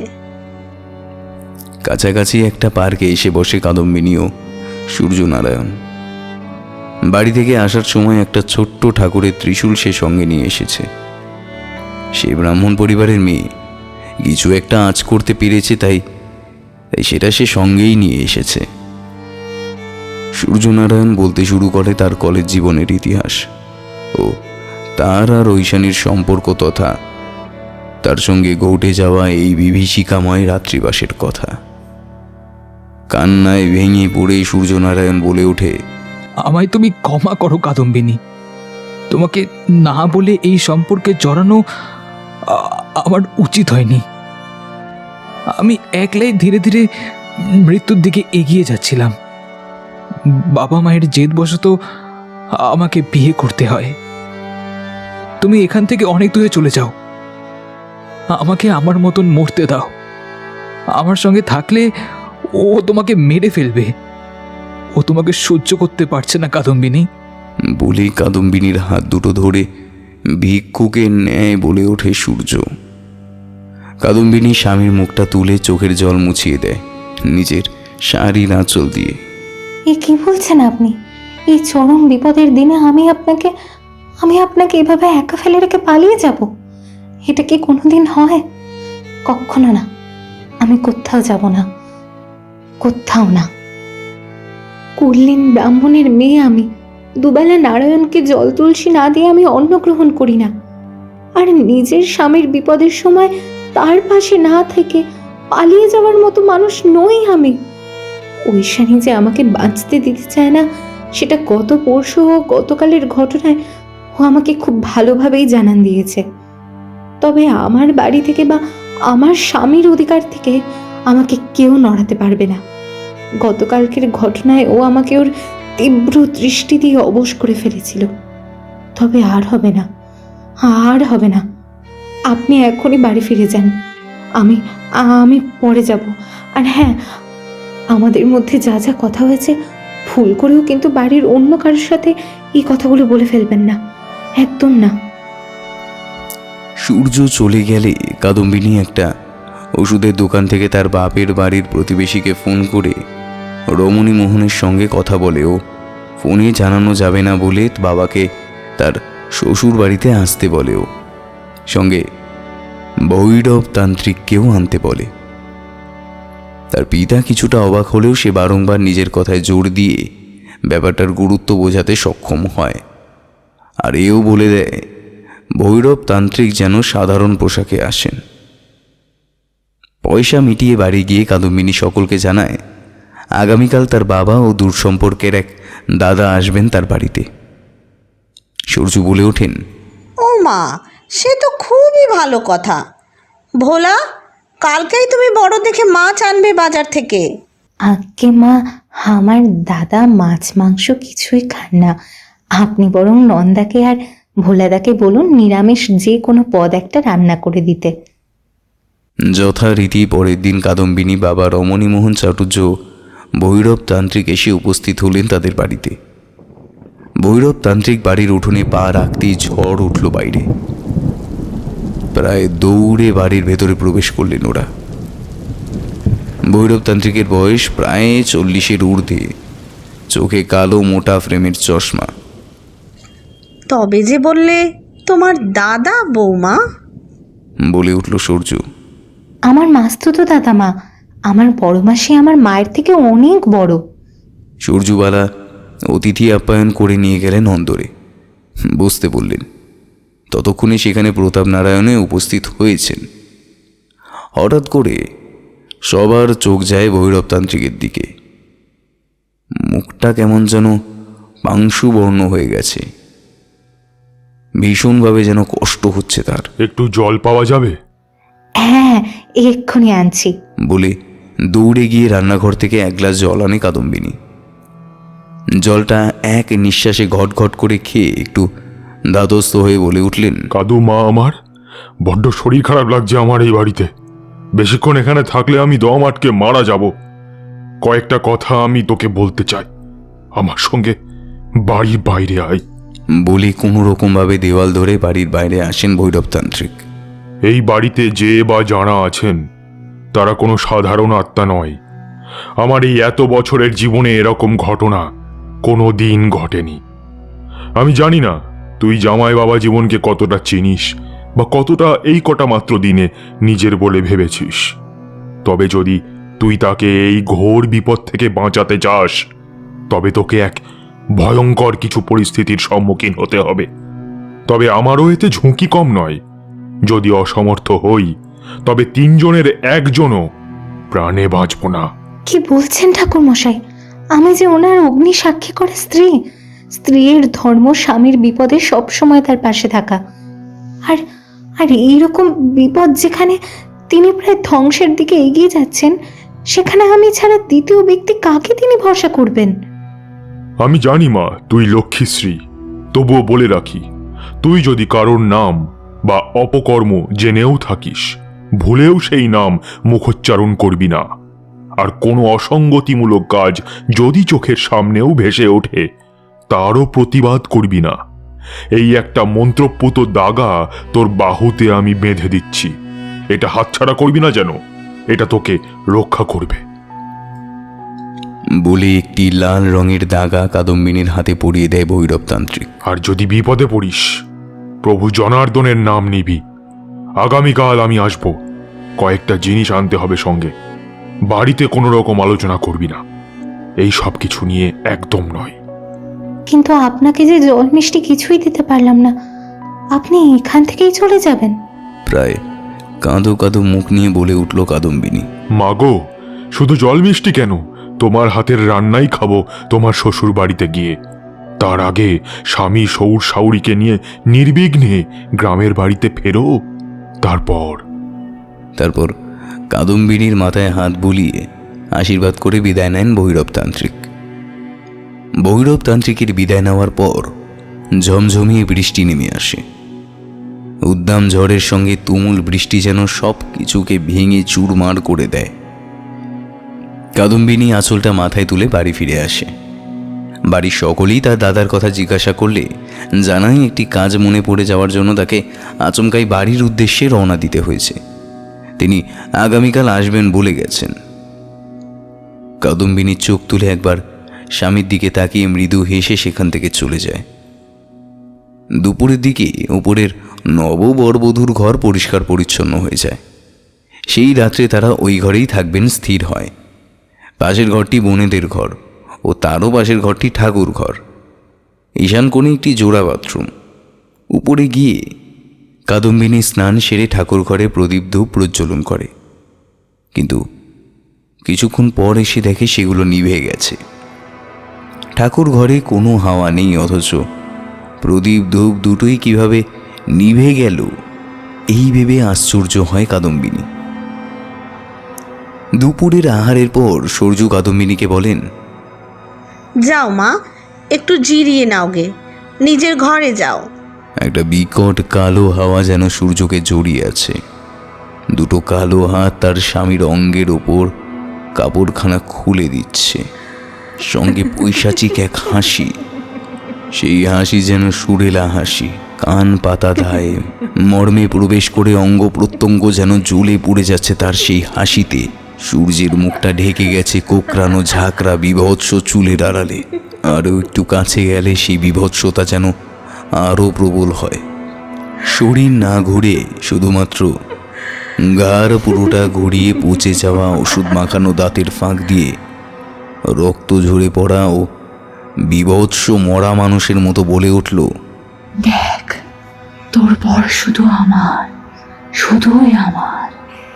দুটো কণ্ঠস্বরে বলেই খিলখিল করে বিকট অট্টহাস্য করে ওঠে কালো ছায়াটি। চোখের নীল মণিটা যেন ঠিকরে বেরোচ্ছে বাইরে। এবার দুটো কালো হাত এগিয়ে আসছে কাদম্বিনীর দিকে। পরনের কাপড় নিজে থেকেই আলগা হয়ে যাচ্ছে। কালো হাতটা যেন চেপে ধরেছে তার কোমরটা। চিৎকার করে উঠে ভয়ে প্রায় লাফিয়ে উঠল বিছানায় কাদম্বিনী। সর্বাঙ্গ ঘামে ভিজে গেছে তার। নিজের পরনের কাপড়ের দিকে তাকিয়ে দেখল সেটি যথাস্থানেই আছে। পাশে তাকিয়ে দেখল বিছানায় একটা নরকঙ্কাল শুয়ে আছে। বিভৎস ভয় পেয়ে দরজা খুলে দৌড়াতে থাকলো সে। বাড়ি পুরো অন্ধকার। কেন অন্ধকার? কোন সময় এটা দিন না রাত কিছুই বুঝতে পারছে না কাদম্বিনী। উদ্ভ্রান্তভাবে শুধু ছুটে চলেছে সে। কোথায় কোন দিকে দৌড়াচ্ছে কিচ্ছু বুঝতে পারছে না। কিছুক্ষণ দৌড়ানোর পর দেখলো অনেকগুলো মরা মানুষ তার দিকে এগিয়ে আসছে। এবাড়ির দেওয়ালের ছবিতে থাকা অনেকগুলো মৃত মানুষ, কিছু মৃত মানুষ নিজেদের মধ্যে আলিঙ্গনাবদ্ধ হয়ে রয়েছে। কি হচ্ছে এসব? সে কি আর বেঁচে নেই, নাকি সে পাগল হয়ে যাচ্ছে? উফ, কি বিভৎসতা! চোখে মুখে সবাই জলের ছিটে দিচ্ছে কাদম্বিনীর। অস্বাভাবিকভাবে গোঙাচ্ছে সে। সূর্য মাথার কাছে বসে হাত পাখার হাওয়া দিচ্ছেন ও কেঁদেই চলেছেন। সূর্যর বোন টুসি কাদম্বিনীর মুখে জল ছিটিয়ে গালে আলতো করে বারবার নাড়া দিচ্ছে। বৌদি, বৌদি ওঠো, কি হয়েছে তোমার? আস্তে আস্তে সম্বিত ফিরতে থাকে কাদম্বিনীর। তোমার কি হয়েছে বৌদি? তুমি অমনভাবে ছুটছিলে কেন? সদর দরজা দিয়ে বেরিয়ে গেলে উদ্ভ্রান্তের মতো পেছনের বাগানের দিকে। এই বৃষ্টিতে কেউ বাইরে বেরোয়? কলপারে মাথা ঠুকে গেল তো তোমার। আহ, চুপ কর না টুসি, বউকে বলতে দে। বলে উঠলেন সৌদামিনী, সূর্যর মেজ কাকিমণি। কাদম্বিনী কিছুই বলতে পারে না, এতটাই ভয় পেয়েছে সে। মুখ দিয়ে একটিও শব্দ বেরোল না তার। বিভীষিকায় ছেয়ে রয়েছে তার মুখ। আচ্ছা আচ্ছা, কিছু বলতে হবে না বাপু, তুমি ঘুমো। সবাই চলো এখান থেকে, ভোর হতে আর কিছুক্ষণ বাকি। এখন সবাই শুয়ে পড়ো, বৌমাকে বিশ্রাম নিতে দাও। বলে উঠলেন সৌদামিনী। সবাই একে একে ঘর পরিত্যাগ করল। আস্তে করে ভীত অবস্থায় পাশে তাকালো কাদম্বিনী। কাদম্বিনীর পাশ ফিরে শুয়ে পড়ে দেখল বাহুতে তার মন্ত্রপুত দাগাটা নেই। চমকে উঠল সে। তবে কোথায় গেল সেই দাগাটা? ভোর হতেই ভৈরবতান্ত্রিক আবার আসেন ছদ্মবেশে, কিন্তু এইবার তিনি বাড়ির কর্তা ও গিন্নিমা ও তাদের একমাত্র পুত্র ও পুত্রবধূকে কিছুক্ষণের জন্য একটু অন্য কোথাও কথা বলার ইচ্ছা প্রকাশ করেন। প্রতাপনারায়ণ ভোলাদাকে দিয়ে গাড়ি আনিয়ে নেন। তারপরই গঙ্গার ধারের কোনো এক জায়গায় গাড়ি দাঁড় করিয়ে সবাই একটা বেঞ্চে বসেন। ভৈরবতান্ত্রিক শুরু করেন। দেখুন রায়চৌধুরী মশাই, আমি ভৈরবতান্ত্রিক, হ্যাঁ তান্ত্রিক। অবাক হবেন না, আমার আজ এখানে উপস্থিতিটা খুবই প্রয়োজন। আপনার একমাত্র সন্তান সূর্য মহাবিপদের মধ্যে রয়েছে। আপনি সেটা অনুভব করতে পেরেছেন কিনা জানি না, তবে ওর স্ত্রী সেটা প্রথমেই অনুভব করেন এবং আমাকে জানায়। একটি আত্মা, প্রেতাত্মা প্রতিনিয়ত আপনার ছেলের ঘরে আসে এবং তার সঙ্গে সহবাস করে।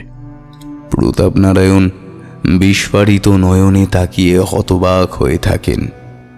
ঠিকই বলছি রায়চৌধুরী মশাই, কি তীব্র মানসিক যন্ত্রণা ও দুর্বিষহ হয়ে যাওয়ার রাত্রি যাপন করছে আপনার সন্তান, তা আপনি কল্পনাও করতে পারবেন না। তবে এই যন্ত্রণা তাকে আরও একটি রাত সহ্য করতে হবে। চারজনই হতবাক হয়ে তাকিয়ে থাকে ভৈরবতান্ত্রিকের দিকে। এর থেকে মুক্তির উপায় কি ভৈরব মশাই? আমার উমার কি হবে তবে?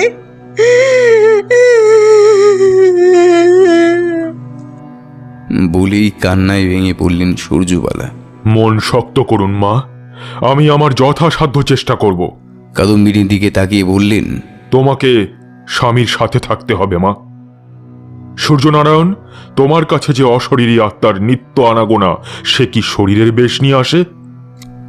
লজ্জায় মিশিয়ে গিয়ে কোনো রকমে মাথা নেড়ে সম্মতি জানালো সূর্য।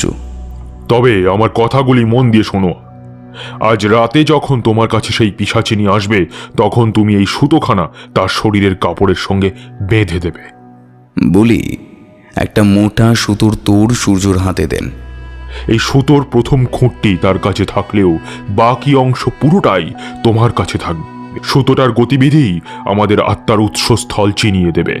মনকে স্থির ও শক্ত করতে হবে। ছলে বলে কৌশলে যে করেই হোক সুতোর একটা অংশ বাঁধতেই হবে অমাবস্যা কেটে যাওয়ার আগেই। মনে রেখো, এই সুতোই তোমাকে মুক্তির পথ করে দেবে। বাকিটা আমি দেখব আগামীকাল সকালে এসে। বাড়ি ফিরেই তুমি কাদম্বিনীকে যথেচ্ছভাবে বকাবকি করবে, যাতে মনে হয় ওকে তুমি পছন্দ করছো না। তবেই ও আজ রাতের মতো নিস্তার পাবে। আর কাদুমা, কলতলা থেকে মন্ত্রপুত দাগাটি তুলে নিজের বাহুতে বেঁধো, তবেই তুমি সুরক্ষিত থাকবে। কোনো ভয় পাবে না, আমি তোমাদের পাশেই আছি। শুধু ওই বাড়িতে থাকবো না, কারণটা পরে জানাবো। আস্তে আস্তে দুপুর গড়িয়ে সন্ধে নেমে আসে। বাড়ি ফিরে কাদম্বিনী কলতলা থেকে লাল রঙের মন্ত্রপুত দাগাটি বাহুতে ধারণ করে নেয়। বাড়ির ভেতরটা কেমন যেন থমথমে হয়ে রয়েছে। কাকা কাকিমণিরা ভাই বোনেরা আছেন বলে মনেই হয় না। কাদম্বিনী শ্বশুর শাশুড়িকে তাদের ঘরে দিয়ে এসে রান্নাবান্নাগুলো নন্দা ও ভোলাদাকে সঙ্গে নিয়ে সেরে ফেলল। প্রথমেই সূর্যকে খাবার খাইয়ে ওপরের ঘরে পাঠিয়ে দিয়ে বাকি সকলকে খাওয়ার টেবিলে ডাকল। খাওয়া দাওয়ার পর্ব মিটে গেলে সবাই শুয়ে পড়ে। পুরো বাড়ির লাইট অফ হয়। এ যেন এক ধ্বংসের ঝড়ের পূর্বাভাস। আজ আর কারোর কোনো রকম ক্ষতি হতে দেবে না সূর্য মনে মনে ঠিক করে নিয়েছে সে। তাই আগে থেকে চাঁদের চিলেকোঠার ঘরে গিয়ে নগ্ন অবস্থায় প্রতীক্ষা করল যৌন প্রবৃত্তিযুক্তা অশরীরী নারী প্রেতাত্মার। আজ সে দৃঢ় প্রতিজ্ঞ ভৈরবতান্ত্রিকের কথা সে অমান্য করবে না। হয়তোবা জীবনে মুক্তির আশ্বাস পেলেও পেতে পারে, কিন্তু এইসব চিন্তা তার মাথায় আসছে। লাল সুতোর তোড়াটা আস্তে করে একটা কোনায় লুকিয়ে রাখলো। মনে মনে তৈরি হলো, সে যদি ঐশানীর প্রেতাত্মার টের পায় তবে তার অভিসন্ধি তবেই আজই সে জীবন থেকে বিদায় নেবে। মনে মনে একবার তার মায়ের মুখটা স্মরণ করল সূর্য। কাদম্বিনীর মুখমণ্ডলটিও মনে পড়ল সূর্যর। যথা সময়ে প্রায় 3:20 নাগাদ মধ্যরাত্রে চিলেকোঠা ঘরের দরজা ধরাম করে খুলে যায়। দেখে কাদম্বিনী ঢুকে আসছে দরজা দিয়ে। পরনে লাল শিফন শাড়ি, শরীরের সঙ্গে লিপ্ত সিক্ত হয়ে রয়েছে সেই শাড়িটি। কাদম্বিনী এমনিতেই ফর্সা দীর্ঘাঙ্গী, চিপচিপে শরীরে এমন বসন যেন রূপ খুলছে। সূর্য বেশ অবাক হয়ে যায়, তাড়াতাড়ি করে নিজের পরনের জামা কাপড় খুঁজতে থাকে। বিশ্রী একটা হি হি হি করে বিকট হাসির আওয়াজ আসে। সঙ্গে সঙ্গে কায়া পরিবর্তন হয় সামনে দাঁড়িয়ে থাকা প্রেতাত্মার। কাদম্বরী শরীর পরিত্যাগ করে সে সমূর্তি ধারণ করল। পরনের কাপড়টি একই আছে। প্রবল যৌন তৃষ্ণায় অশরীরী ভোগ করল সূর্যের প্রতিটি দেহকোণ। সূর্য কৌশলে আঁচলে বেঁধে দিল সুতোর খুঁট। তারপর সূর্য শেষবারের মতো মুক্তি লাভের আশায় তীব্র কষ্টে নিজেকে বিলীন করে দিল নিজের ভাগ্যের পরিহাসে। চোখের কোল থেকে জল গড়িয়ে এলো তার। যারা বলে ছেলেরা কাঁদতে পারে না তারা মিথ্যে বলে। ছেলেরাও কাঁদে, কিন্তু বহিঃপ্রকাশ করতে পারে না। শরীর সম্ভোগ করার পরে অশরীরই চলে যায়। সূর্য অজ্ঞান হয়ে পড়ে। ভোরবেলা 5টার সময় কাদম্বিনী সকলের ঘুম ভাঙার আগে স্বামীকে সন্তর্পণে নিজের ঘরে আনার জন্য চিলেকোঠার ঘরে যায়। গিয়ে দেখে তার স্বামী অচৈতন্য ও নগ্ন অবস্থায় মাটিতে ধুলোর মধ্যে শুয়ে আছে। সূর্যের এহেন অবস্থা দেখে চোখের জল ধরে রাখতে পারে না কাদম্বিনী। অস্ফুট বেদনায় হৃদয়টা বিদীর্ণ ছিন্ন ভিন্ন হয়ে যায় তার। মাটি থেকে জামা কাপড় তুলে তাকে ঢেকে চোখে মুখে জল দিয়ে জ্ঞান ফিরিয়ে কোনো রকমভাবে প্রায় টানতে টানতে ঘরে নিয়ে আসে। হাতের তালুর মধ্যে সেই সুতোটির শেষাংশ আটকে রয়েছে। একটু পরেই ভৈরবতান্ত্রিক নিজেও বেশে বাড়িতে প্রবেশ করে, সঙ্গে হাতে ও কণ্ঠে রুদ্রাক্ষের মালা। বাসার ঘরের থেকেই কাদম্বিনীর নাম ধরে ডাকেন, কাদুমা, সুতোর খালি তোড়াটা এনে দাও আমার হাতে। ভৈরবতান্ত্রিকের ডাকে সূর্যর মা সূর্যবালাও বাইরের ঘরে আসেন। ছেলের চিন্তায় সারা রাত দু চোখের পাতা এক করতে পারেননি তিনি। ভোরের দিকে চোখ লেগে গিয়েছিল তার। কাদম্বিনী নিজের ঘরেই ছিল। সূর্যকে গরম দুধ খাইয়ে একটু সুস্থ করার চেষ্টা করছিল। ভৈরবতান্ত্রিকের কণ্ঠস্বর শোনা মাত্র সুতোর খালি তোড়া সমেত শেষ প্রান্তটি নিয়ে দৌড়ে নিচে নেমে আসে। সেটা দেখা মাত্র ভৈরবতান্ত্রিক কাদম্বিনীর হাত থেকে নিয়ে আরও অনেক শিষ্য যারা তার সঙ্গেই এসেছিল সেই শিষ্যদের নিয়ে বাড়ি থেকে বেরিয়ে যান সঙ্গে সঙ্গে। কাদম্বিনীও তাদের সঙ্গেই যায়। দরজায় সূর্য ম্লান মুখে চরম ঔৎসুক্য নিয়ে দাঁড়িয়ে থাকেন, কোনো প্রশ্ন করেন না। সৌদামিনীরও এত হাঁক ডাকে ঘুম ভেঙে যায়। কি হয়েছে গো দিদি? তান্ত্রিক বাবা এসেছিলেন কেন? কিছু ঘটেছে? গতকালও তো তোমরা অমনভাবে ফিরে এলে, কই কিছুই তো বললে না। কি হয়েছে? সূর্য এর একটা প্রশ্নেরও উত্তর দিতে পারে না। পাথরের মতো দাঁড়িয়ে থাকলো পথের দিকে চেয়ে। সুতোটি পথপ্রদর্শক, তাই সুতোটি ধরে গোটাতে গোটাতে এগিয়ে চললেন ভৈরবতান্ত্রিক। এই যে দেখছি পুরো সুতোটাই শেষ করে ফেলেছে। সময়ের সঙ্গে সঙ্গে দ্রুত পা চালালেন ভৈরব। সঙ্গের সঙ্গী সাথীরাও প্রায় দৌড়তে থাকলেন। অনেকটা পথ সুতো অনুসরণ করতে করতে হাঁটতে হাঁটতে প্রায় একটি শ্মশানের সামনে গিয়ে উপস্থিত হন সবাই। ভৈরবতান্ত্রিক বলে ওঠেন, মা মা মা গো, কোথায় এনে ফেললি মা? শ্মশানের একদম শেষ প্রান্তে সুতোটি চলে গেছে। আবারও সুতো গোটাতে গোটাতে এগিয়ে গেলেন তারা। এসে দেখে অবাক হয়ে গেলেন ভৈরবতান্ত্রিক। দেখলেন একটা আতপোড়া চেলা কাঠে একটি ছোট লাল কাপড়ের মধ্যে বাঁধা রয়েছে এই লাল সুতোটি। অতএব এই কাঠই হলো আত্মার উৎস। মন্ত্র বলে জানতে পারলেন ভৈরবতান্ত্রিক। মৃত মানবের নাম ঐশানী মৈত্র, যার দেহ পোড়ানোর সময় কোনোভাবে এই আতপোড়া কাঠটি সম্পূর্ণ পোড়ানো হয়নি। না পোড়ার কারণে আত্মা তার মনের সমস্ত জিঘাংসা, লালসা ও অতৃপ্তি নিয়ে এই আতপোড়া কাঠে এসে বসবাস করছে। এখন জানতে হবে কে এই ঐশানী মৈত্র, কিভাবে তার যোগাযোগ হয় জামাই বাবা জীবনের সঙ্গে। বাবা বাবা আমি জানি ঐশানী মিত্রকে। বলে ওঠে কাদম্বিনী। সবাই অধীর আগ্রহে তাকিয়ে থাকে কাদম্বিনীর দিকে। আজ্ঞে বাবা, ঐশানী মিত্র ছিলেন ওনার কলেজের সহপাঠিনী। উনি আমাকে বলেছেন একসঙ্গে একই ক্লাসে পড়ায় ওনারা একে অপরের প্রতি আকৃষ্ট হন ও ভালোবাসেন একে অপরকে। তবে তবে এরপর ঐশানী অসুস্থ হয়ে পড়ে ও মারা যায়। আমি এই পর্যন্তই জানি বাবা। কিন্তু বাকিটুকু যে জানতেই হবে। এই তোমরা খোঁজ নাও এখানকার স্থানীয় মানুষদের কাছে। শিষ্যদের উদ্দেশ্য করে বলে ওঠেন ভৈরবতান্ত্রিক। যেভাবেই হোক বাড়ি খুঁজে বের করতে হবে ওই ঐশানীর। বাড়ি খুঁজে পাওয়া গেল ঠিকই, কিন্তু সেখানে একটি বিরাট তালা ঝুলছে। আশেপাশের লোকজন বলেন একমাত্র মেয়ে মারা যাওয়ার পর বাবা মা এখানকার বাড়ি পরিত্যাগ করে অন্যত্র চলে গেছেন। কোথায় গেছেন তা বলে যাননি। অগত্যা সূর্যর পুরনো বন্ধুদের ডাকা হয়। বাড়িতে ফিরে আসার পর সৌম্যদীপ ও অনিন্দ আসে সূর্যর বাড়িতে। সমস্ত ঘটনাবলী খুলে বলে তারা। যেদিন ঐশানী মারা যায়, শ্মশান ঘাটে নিয়ে যাওয়ার পর আকাশে মেঘ করে আসে। সূর্য নিজের দুঃখে সেখানে যায়নি। মুখাগ্নি করার পর যখন দাউ দাউ করে আগুনের লেলিহান শিখা ওঠে, সেই সময় প্রবল এক ঝড় ওঠে।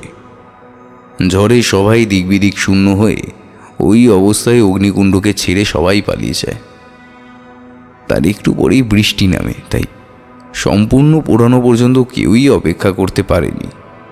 অর্থাৎ এই বৃষ্টিতেই এই আতপোড়া কাঠটি সমস্তটা না পুড়ে আত্মার অবশিষ্টাংশ হয়ে আটকে রেখেছে বিষাক্ত এই নরপিশাচকে।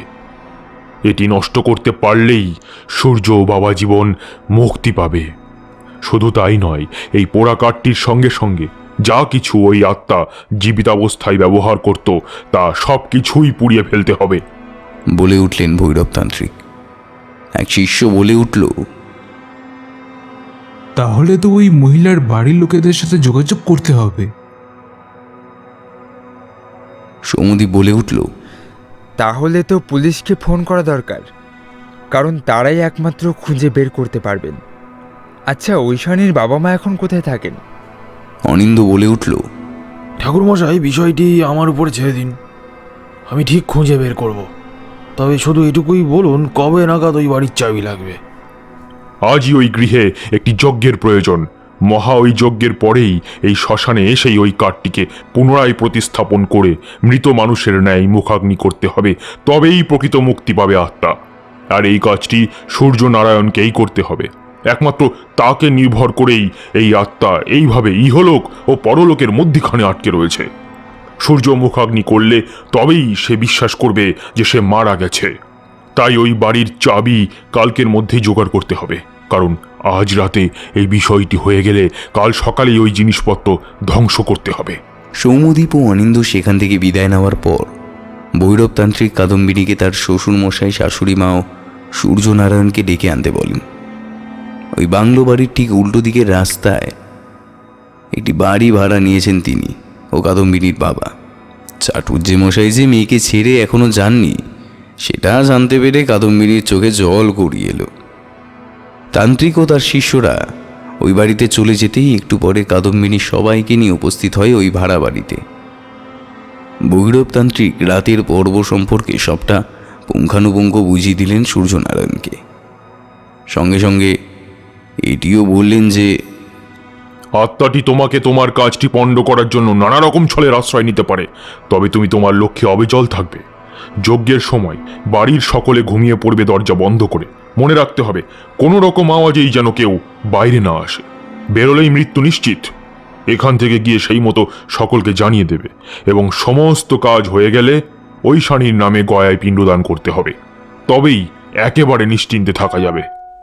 রায়চৌধুরীদের সবাই বাংলায় ফিরে যাওয়ার পর ভৈরবতান্ত্রিক তার শিষ্যদের নিয়ে রাতের জোগাড় যন্ত্রে ব্যস্ত হয়ে পড়লেন। যথারীতি রাত হলে বাড়ির সমস্ত সদস্য দরজার ভেতর থেকে বন্ধ করে শুয়ে পড়েন। শুধুমাত্র সূর্যনারায়ণ ভৈরবতান্ত্রিকদের সঙ্গে আছে। বাইরে বসার ঘরে যজ্ঞের আয়োজন করা হয়েছে। ঘরের মাঝখানে অগ্নিকুণ্ড স্থাপন করা হয়েছে। চারিদিকে গণ্ডি অঙ্কন করা হয়েছে।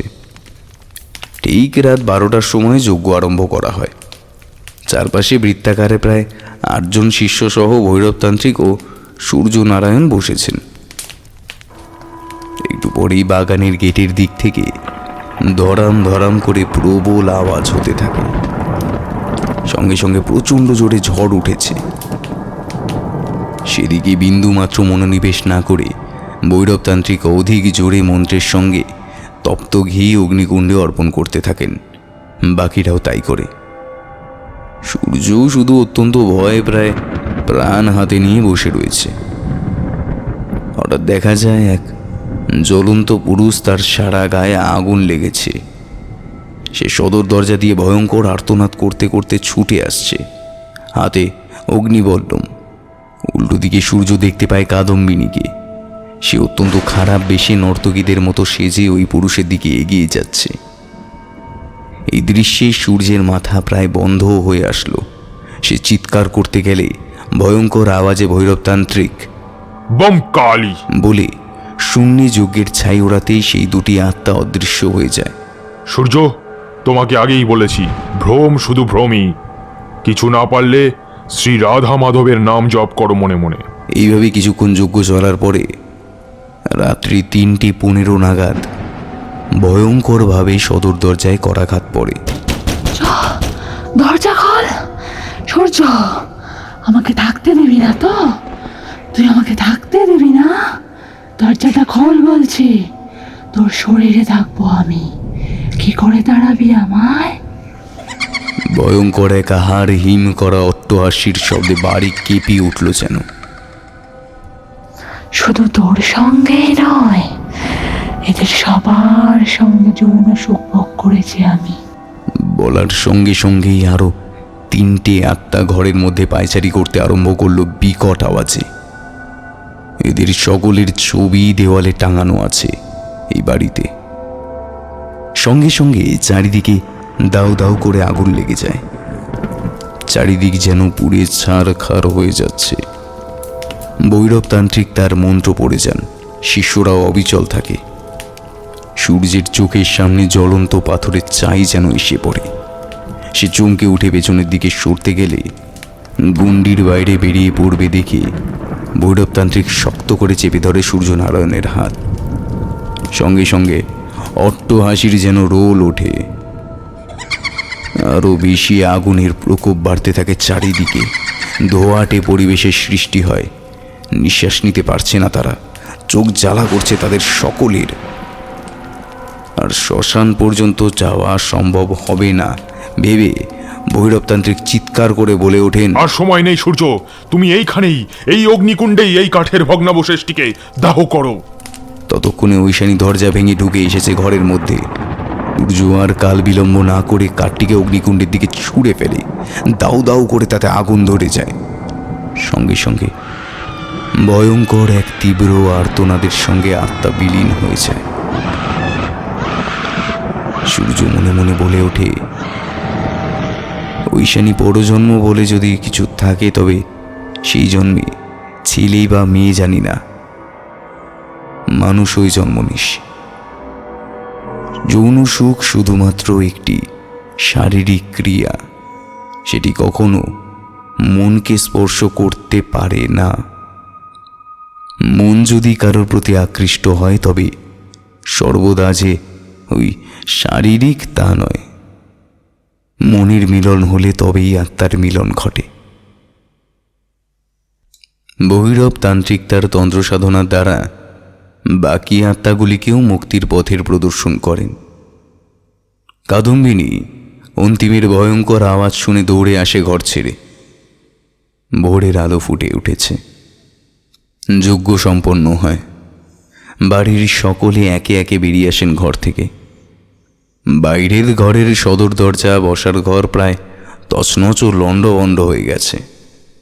সকলকে সমস্তটা বুঝিয়ে বলেন ভৈরবতান্ত্রিক, এই বাড়িটি ব্রিটিশদের তৈরি একটা বাংলো বাড়ি। বব হেম্যান, চার্লস ডিকেন্স ও অ্যানি মার্গারেট এই তিনজনের অপমৃত্যু হয় এই বাড়িতে, তাও অন্য একটি বাইরের লোককে ঘিরে অশান্তি। তবে সেটি অন্য ঘটনা। চার্লস লোকটি অত্যন্ত যৌন পিপাসু ছিলেন। তার এই পিপাসা বহু নারী সর্বনাশ করে। মার্গারেট সহ্য করতে না পেরে সকলকে হত্যা করে ও আত্মহত্যার পথ বেছে নেয়। ঘটনাক্রমে ঐশানী ওই একই প্রবৃত্তির হওয়ায় ওই বাড়িটি আত্মাদের লীলাক্ষেত্রে পরিণত হয়। তাও ঐশানী শরীর লালসা পরিত্যাগ করতে পারে না সূর্যকে পেয়ে, তাই তার উপরে অত্যাচার চালায়। এখন সবাই দূরীভূত হয়েছে, তবে এই বাড়ি বসবাসের অযোগ্য। দ্রুত এই বাড়িকে ভেঙে ফেলার নির্দেশ দেবেন রায়চৌধুরী মশাই। বলি ভৈরব তান্ত্রিক বিদায় নিলেন। মাস ছয়েক পরে পৈতৃক বাড়িতে ফিরে যাওয়ার পর সূর্যনারায়ণ তার পিতা প্রতাপ নারায়ণ রায়চৌধুরীকে সঙ্গে নিয়ে গয়ায় গিয়ে পিণ্ডদান করে আসেন। কাদম্বিনী বাড়ির সকলেরও স্বামীর নয়নমণি হয়ে থাকে।